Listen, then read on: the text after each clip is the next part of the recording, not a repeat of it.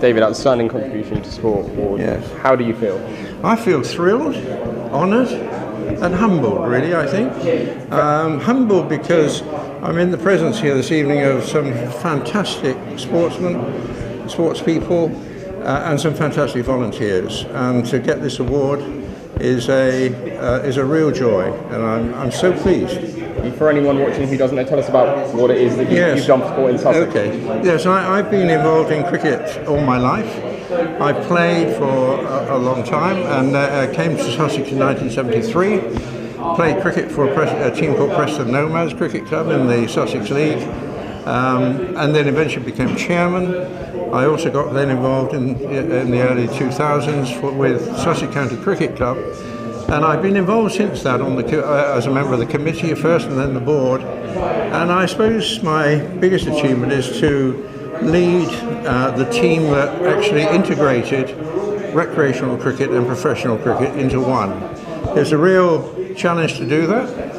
Not everybody wanted it, but actually it's made a huge difference. And now we can work together in a sensible way and enjoy each other's achievements, as it were. Absolutely. And given your role with Sussex at the minute, I have to ask, because you mentioned about all the young sportsmen coming through. It wasn't a great season for Sussex last season, but they've got some fantastic young talent. We have. I mean, that's a real.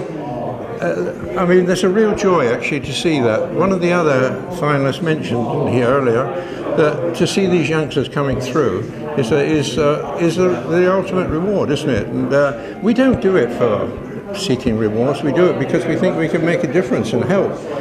But sometimes you get real pleasure and reward from seeing what happens, and to see 3 wonderful young bowlers coming through for Sussex in the last year from our academy, for which I'd given help in terms of fundraising and so on.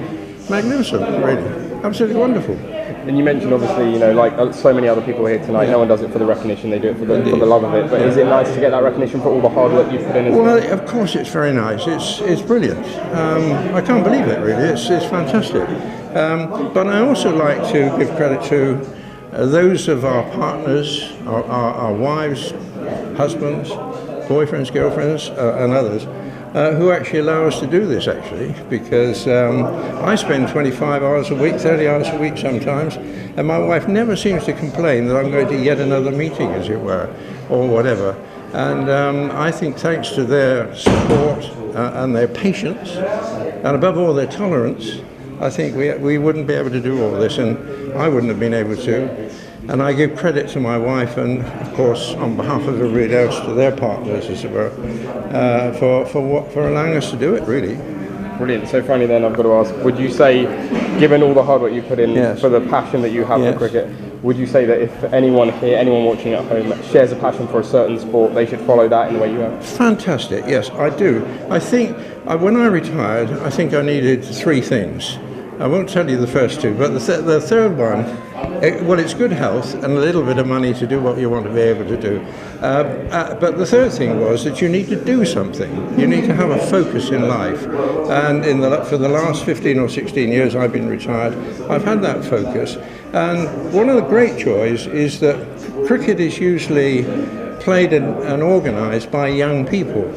And an old person like me, or an older person like me, gets a real thrill from the challenges from youngsters who could be my sons or grandsons or whatever, or granddaughters, and I think that's a real pleasure, really. And just to be involved in a sport, well, I would recommend it. I would recommend volunteering, and in particular, I would recommend volunteering in sport, and of course, in particular, I would recommend volunteering in cricket.